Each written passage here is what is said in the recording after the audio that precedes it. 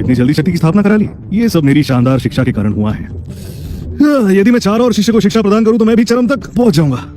बेकार आचार्य, शक्ति की स्थापना के लिए मुझे एक मुर्गी की हड्डी देने का तो साहस। प्रक्रिया के आरंभ होते ही प्रक्रिया को रोकना असंभव है। भाग्यवश मेरा कौशल अद्भुत है। मुर्गी की हड्डी की सहायता से भी मैं शक्ति को बढ़ा सकती हूँ। एक लाल छाया, नवरंग की दिव्य वज्र ध्वनि, क्या ये कोई दिव्य घटना हो सकती है? हाँ, जिसके कारण ये घटना घटी है वो अवश्य एक सच्चा योद्धा योगी होगा।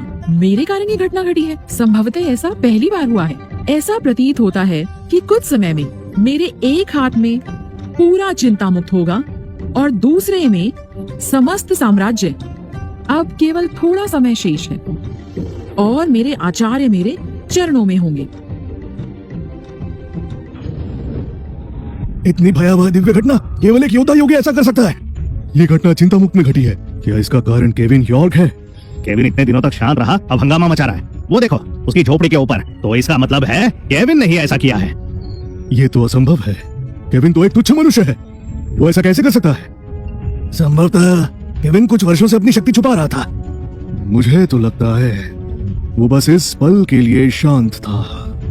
देवशास्त्र की चुनौती के कारण केविन इतनी जल्दी चरम तक पहुंच पाया है, अन्यथा यह असंभव होता।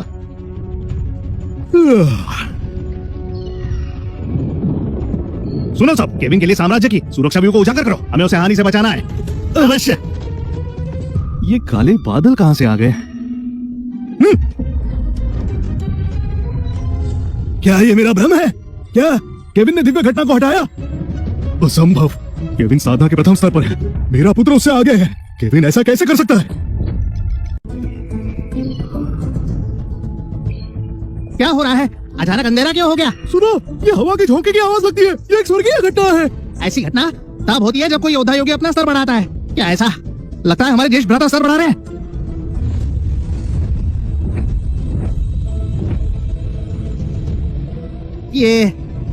ये ज्येष्ठ भ्राता श्री के स्तर बढ़ाने के कारण हुआ है। अति उत्तम। मैं आचार्य जी को बता देता हूँ। आचार्य जी, मेरी बात सुनिए। हमारे गुरुकुल में एक स्वर्गीय घटना घटी है। क्या?